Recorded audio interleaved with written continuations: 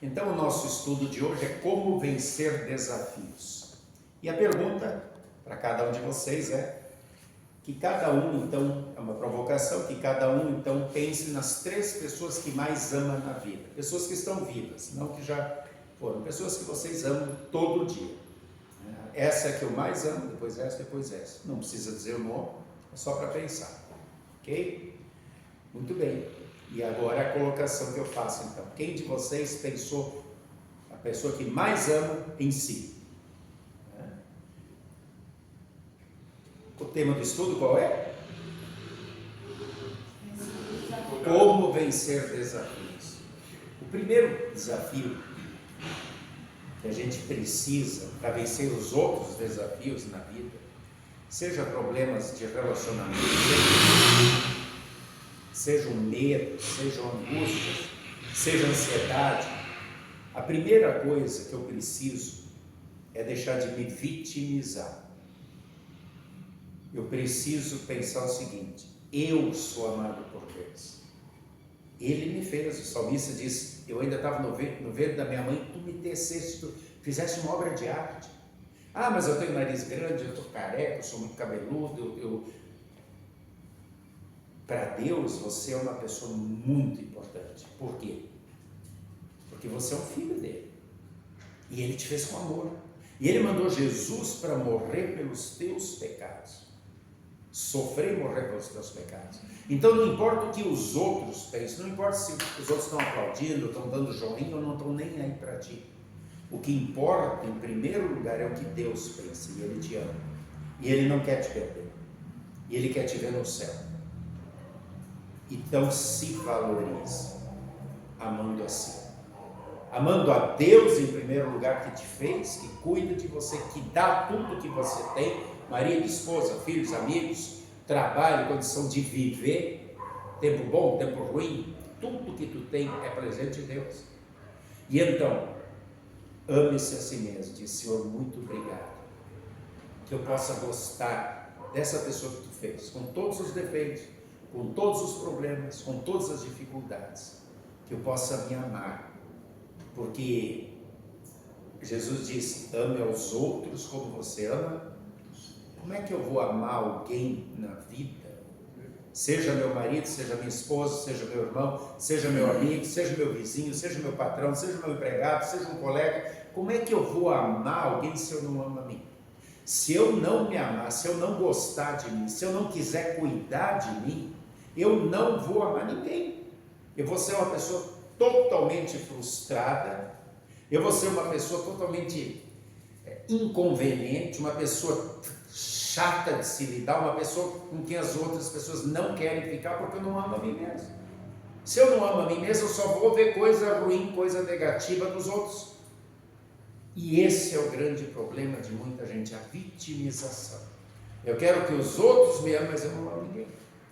Então, se você quiser vencer os desafios da sua vida, em primeiro lugar, ame a Deus.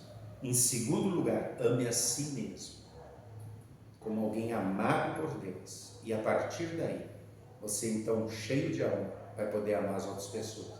E aí vai ter força para vencer os desafios.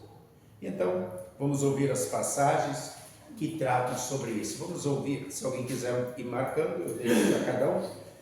Josué 1:1-9.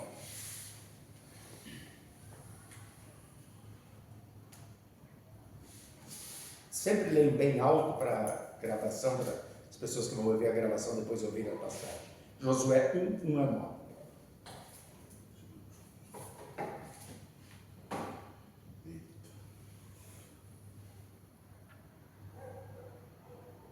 Sucedeu, depois da morte de Moisés, servo do Senhor, que este falou a Josué, filho de Num, servidor de Moisés, dizendo: Moisés, meu servo, é morto. Dispõe-te agora, passa este Jordão, tu e tudo este povo, a terra que eu dou aos filhos de Israel. Todo lugar que pisar a planta do vosso pé, vou-lo tenho dado como eu prometi a Moisés, desde o deserto e o Líbano até ao grande rio, o rio Eufrates, toda a terra e todos heteus e até ao mar grande, para o poente do sol será o vosso termo. Ninguém te poderá resistir todos os dias da tua vida, como fui com Moisés, assim serei contigo. Não te deixarei, nem te desampararei. Sê forte e corajoso, porque tu farás este povo herdar a terra que, sob juramento, prometi dar a seus pais. Então, somente ser forte e muito corajoso, para teres o cuidado de fazer segundo toda a lei que meu servo Moisés te ordenou. Dele não te desvies nem para a direita nem para a esquerda, para que sejas bem-sucedido por onde quer que andares. Não cesses de falar deste livro da lei, antes medita nele dia e noite, para que tenhas cuidado de fazer segundo todo quanto nele está escrito. Então farás prosperar o teu caminho e serás bem-sucedido. Não tu mando eu? Sê forte e corajoso, não temas, nem te espantes, porque o Senhor teu Deus é contigo, por onde quer que andares. Olhem o desafio que Josué recebe. Moisés havia guiado aquele povo por 40 anos, fazendo aqueles grandes milagres, Deus fazendo através de Moisés. E o povo se rebelando, o povo se indignando, o povo se queixando, e Moisés sempre firme, Deus abençoando, e Josué era o braço direito. Estava sempre ali com a espada, Josué era o cara que comandava o exército, e aprendendo. E de repente Moisés morre. E agora a terra toda para frente, pela frente. Por enquanto atravessaram o deserto. Agora eles vão ter que enfrentar todos os adversários, todos os exércitos inimigos. E aí Deus diz para Josué: é contigo. E agora? 2 milhões de pessoas atrás dele, dependendo dele. Imagine o que passou no coração desse homem. Um desafio desse tamanho. E aí Deus diz: olha, aonde pisar o teu pé, a terra vai ser tua. Essa terra aqui é de vocês. A única coisa, ser forte e corajoso. Tu não tem que ter medo. E Josué não tinha medo. Ele provou isso 40 anos antes. Lembra? Quando Moisés entra na terra e diz assim: olha, um de cada tribo vocês escolhem. E esses 12 espiões vão andar pela terra, vão pesquisar a terra e vão ver como é que é. E desses 12, só Josué e Caleb vieram e disseram o seguinte: olha, a terra é muito boa, é excelente, produz mana, leite e mel, como eles usaram o termo, muita coisa boa. Só que tem exércitos, tem pessoas bem armadas, são gigantes, são guerreiros, mas com Deus a gente vai vencer. Os outros 10 disseram: não, a terra é boa e tal, mas não dá. Eles têm experiência de guerra, eles têm armas, não tem nada. Eles estavam saindo do Egito, não levaram arma alguma, eles não sabiam lutar, eles eram escravos. Então eles olharam com os olhos da razão diante do grande desafio e tiveram medo. Josué e Caleb olharam com os olhos da razão e aí colocaram a fé assim, dizendo: não, mas com Deus dá. E por isso todos os outros morreram no deserto, só os 2 entraram. E agora Josué é quem vai comandar esse exército. E Deus disse: ser forte e corajoso. Continua assim, como tu começou 40 anos atrás. Agora tu tem a bagagem, tem experiência. Lá tu era um jovem, talvez 30, 40 anos, sei lá, um adulto. Agora tu é um velho, mas tu tem experiência, eu estou contigo. Só não esquece de uma coisa. E o que Deus disse assim? Medita o tempo todo na lei que Moisés te deu. Lê, estuda, medita, te mantém, não te desvie para a direita nem para a esquerda, faça exatamente o que Moisés mandou. E aí vai, e aí Deus pergunta: não estou mandando eu? Se eu estou mandando, ninguém vai resistir. Agora vá, Ou seja, todos os desafios vão ser vencidos se você me obedecer. O que cabe a você é ser forte e corajoso, não pode ser medroso. Não pode olhar só com os olhos, e assim às vezes a gente é. Às vezes a gente só olha com os olhos da carne. Chegou uma enfermidade, chegou um desemprego, chegou uma traição, chegou... A gente não consigo. A gente fica ansioso, não consegue respirar, a gente fica com dor de cabeça, a gente fica estressado, a pressão sobe, a pressão desce, a gente começa a suar, o coração começa a palpitar, porque a gente muitas vezes, embora sejamos cristãos, sejamos o povo de Deus, a gente age como aqueles 10. Não. O inimigo é muito grande, está muito preparado e é muito. E a gente esquece de olhar com os olhos da fé.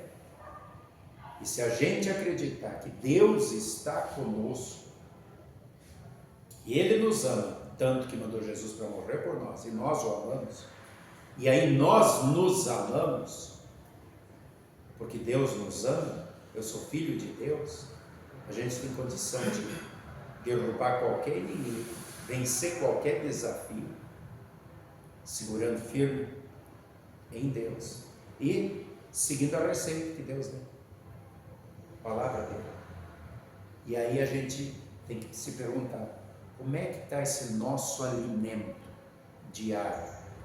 É o corpo, a gente cuida, a gente não gosta da gente, a gente faz um exercíciozinho, até está faltando um pouco aqui, né? Mas a gente precisa se cuidar, o corpo, né?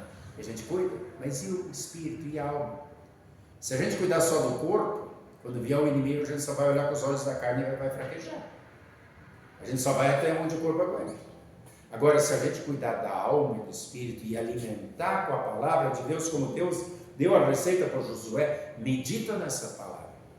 Todo dia, te alimente dela. Todo dia, não te desvie nem para a direita nem para a esquerda. Permaneça comigo, porque eu estou contigo. A palavra fui eu que dei. Então, se a gente se alimentar realmente todos os dias a palavra de Deus e ser forte e corajoso, quer dizer, confiar, a gente vai vencer todos os desafios. Essa é a receita, confiar em Deus, ouvir a sua palavra, e a lei diz amar a Deus a si mesmo, que é o parâmetro para eu amar o próximo, semelhante.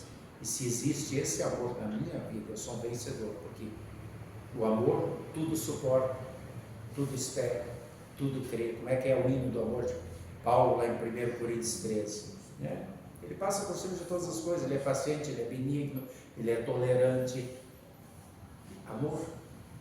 Amor a Deus, amor a si, através disso, desse amor, amor ao próximo. Tiago 1, 25. Mas aquele que considera atentamente na lei perfeita, lei da liberdade, e nela persevera, não sendo ouvinte negligente, mas operoso praticante, esse será bem-aventurado no que realizar. Olha só o que Tiago aqui está dizendo.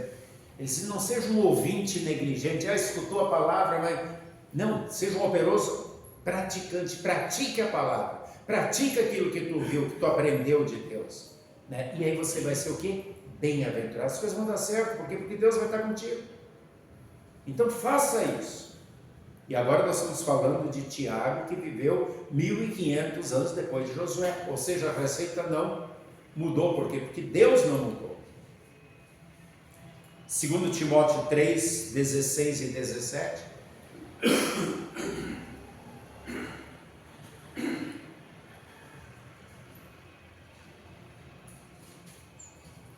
Timóteo 16. 2 Timóteo capítulo 3, versículos 16 e 17. A Bíblia diz que tem 16, não tem 17?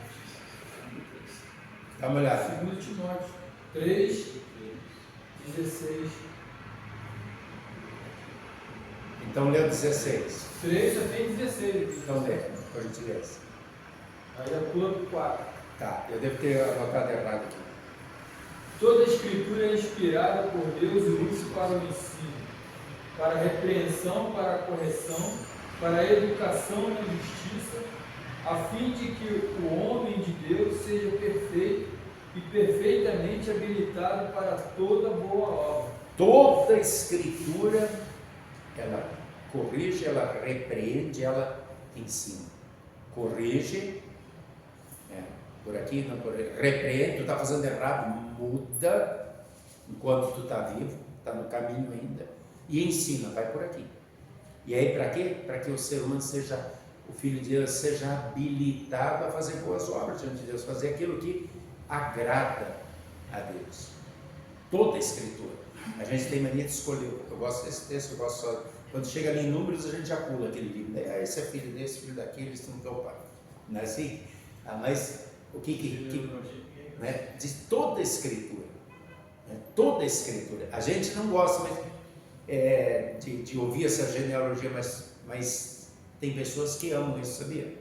O pastor Wilson Schultz, num seminário que ele deu para os pastores aqui uns 8 anos atrás, ele disse que ele foi pregar lá na África a primeira vez, na nossa igreja, né? E aí ele começou pelo Evangelho de Mateus, e daí ele disse, poxa, eles pediram para eu falar sobre o Evangelho de Mateus, eu tinha que começar no capítulo 1, né? Deu vontade logo de pular aquilo, né? Porque lá começa a dizer assim, Abraão é pai desse, Isaac é pai deste, Jacó é pai desse, pai filho daquele, filho daquele, filho daquele, filho daquele, filho daquele. Ele disse, eu até fiquei um pouco sem jeito, eu sou pastor aqui, doutor aqui no Brasil, fui levar a palavra para os nativos lá, né? E aí quando eu disse, até peço desculpas aqui que eu estou lendo aqui, mas daqui a pouco vem, depois de chegar em Cristo aqui, a gente vai para a vida de Cristo. Daí o ancião, o chefe da tribo, disse, pastor, o senhor pode repetir isso tudo? Ele disse, ué, como assim? Porque nós aqui na África, para nós é muito importante saber de onde a gente vem. E para nós não é? Né? Quer dizer, a gente às vezes quer pular, por isso que diz toda a Escritura é inspirada. A gente precisa saber que veio lá de Adão, um homem criado perfeito, à imagem e semelhança de Deus. A gente precisa saber da história dos heróis da fé que passaram pelos mesmos problemas, as mesmas dificuldades que a gente, né? E sempre seguindo a receita do bolo, que está aqui, né?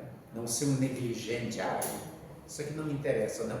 Toda a Escritura, ela corrige, claro que quando eu sou corrigido eu não gosto, mexe com o meu ego, com o meu orgulho, com a minha vaidade, né? Mas eu preciso disso. Se eu estou errado, eu preciso ser corrigido, eu preciso ser repreendido, dizer, não faz mais, tu vai no inferno, Deus te ama, ame-se a si mesmo, vai para o céu, cara, né? Então, ensina o caminho certo, a receita é essa, vence os desafios que começam com você. Se você mudar a sua mentalidade de encarar os problemas, Deus disse, eu te mandei fazer assim, estou contigo, vamos lá, tu não está sozinho. E precisamos tomar cuidado. Salmo 1:3. Eu pulei esse. Eu dei Gálatas, desculpa, é Salmo. É que a minha letra é tão feia, mas tão feia, que antes olhando sem óculos eu li aqui Gálatas, agora olhando com óculos eu estou vendo Salmo. Não, e aí eu lembrei do texto na cabeça, é Salmo mesmo. Salmo? Aquele não te acende na roda das cabeças. Salmo, capítulo 1, versículo 1-3. Salmo 1.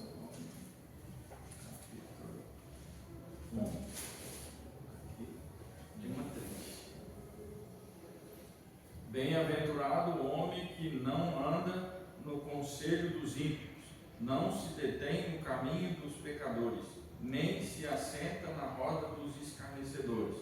Antes, o seu prazer está na lei do Senhor, e na sua lei medita dia e de noite. Ele é como árvore plantada junto às correntes de águas, que no devido tempo dá o seu fruto, e cuja folhagem não murcha, e tudo quanto ele faz será bem sucedido. Esse salmo é sensacional, né? A gente sabe de cor. Bem-aventurado, né? Aquele que é abençoado por Deus, ele não anda na roda dos escarnecedores, aqueles que zombam de tudo, aqueles que criticam, aqueles que o tempo todo fake news, né? Estão sempre coisa ruim, né? Fazendo piada de mau gosto. Não. Ele é aquele que gosta de meditar na palavra de Deus. Aqui fala lei, mas É um termo genérico, não está se tratando só dos 10 mandamentos aqui. A lei quer dizer toda a palavra de Deus, né? Ele medita, ele diz, o que isso tem para mim? Está me repreendendo, está me corrigindo, está me ensinando. Mas a gente pode falar também, quando está numa roda de colegas assim, que está naqueles assuntos esquisitos, que só fala mal um do outro, tá falando fofoca, um monte de coisa.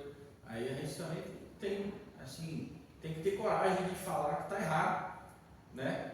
E às vezes a gente é recriminado por isso, fica até meio isolado, porque você fala, você corrige, aí depois ninguém quer conversar contigo mais.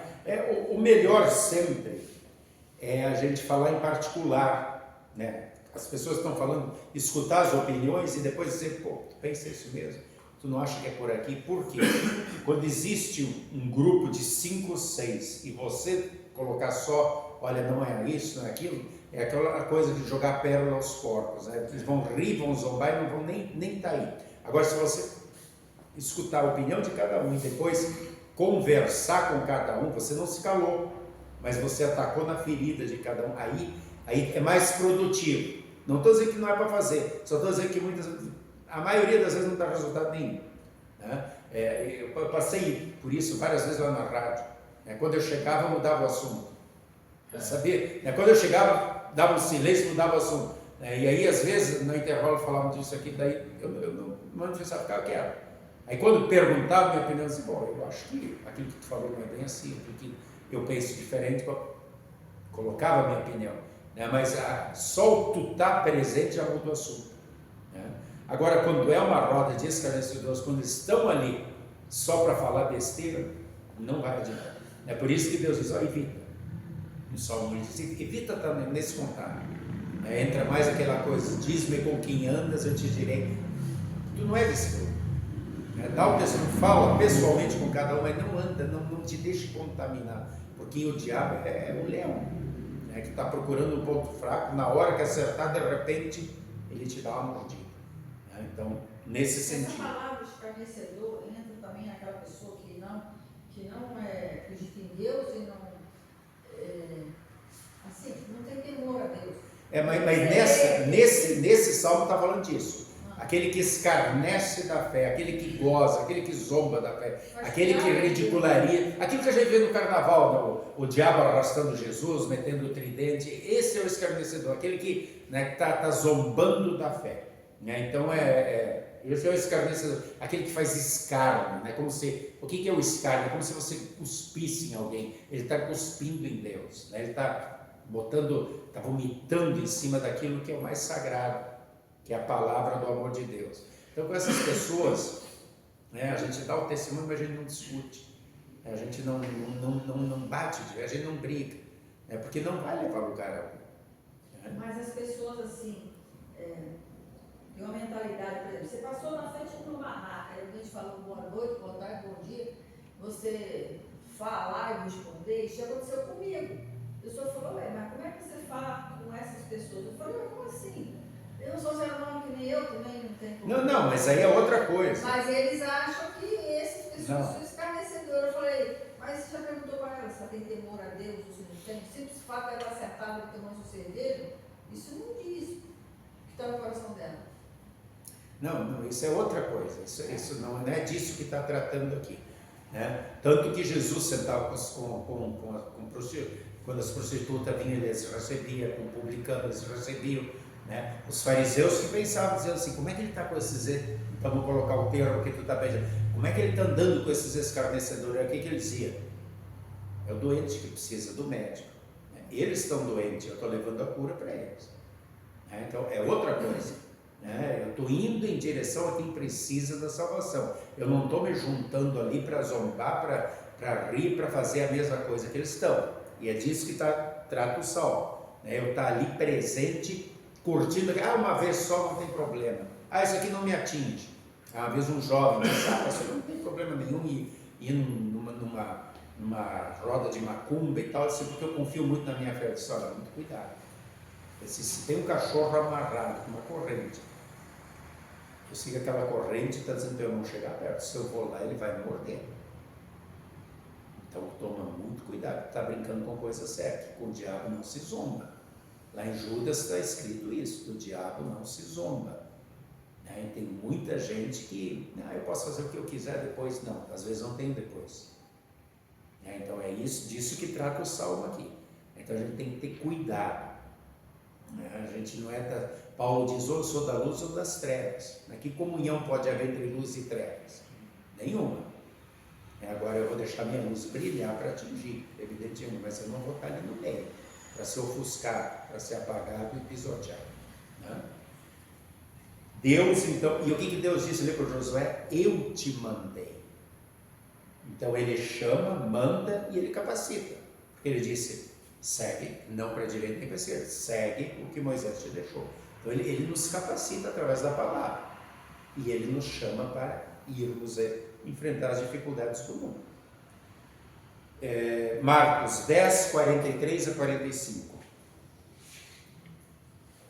Mas entre vós não é assim. Pelo contrário, quem quiser tornar-se grande entre vós, será esse o que vos sirva. Quem quiser ser o primeiro entre vós, será servo de todos.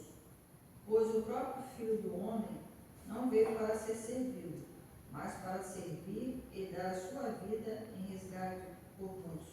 Exatamente. Por que eu coloquei esse texto aqui?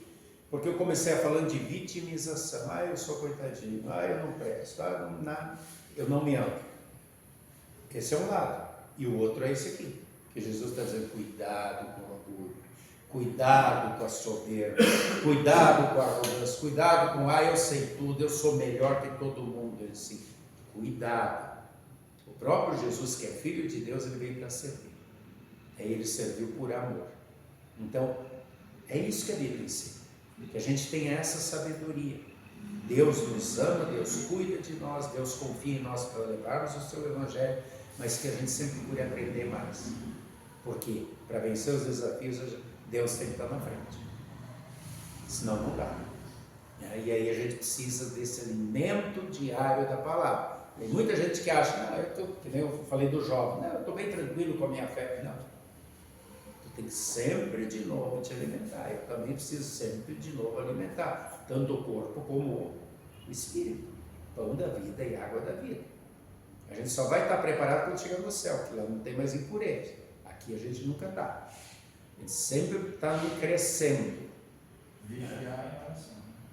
Vigiando sempre em oração. Exatamente. Alguém um dia falou que a vantagem que o diabo tem sobre a gente é muita gente não acredita que ele existe e tem poder. Ouviu alguém falar isso aqui? Eu não escutei, ele falou muito baixo.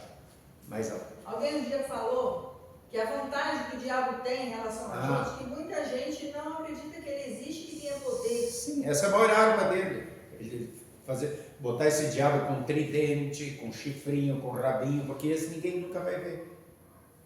Esse não tem na Bíblia.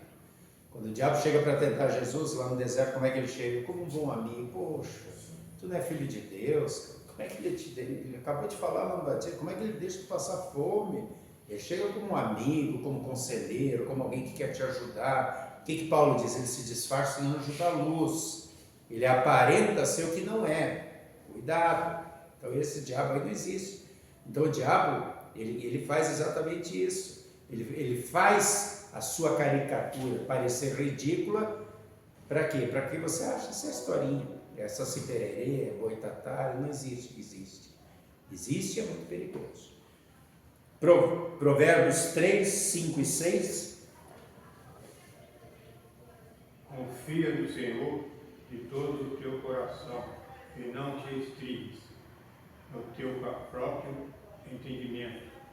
Reconhece-o em todos os teus caminhos, e ele endireitará as tuas veredas. Juntando ao texto que a Sandra leu, confie de todo o coração em Deus, não te estribes, não te assegure no teu entendimento, achando que você sabe tudo, que você não precisa, porque tem gente que diz isso, às vezes até não fala, mas pensa, para que eu vou na igreja? Eu já sei, não preciso, eu já estou bem alimentado. Cuidado, Salomão está dizendo, não confie naquilo, busque sempre mais, busque o conselho de Deus, busque aprender mais e mais. Colossenses 3,17.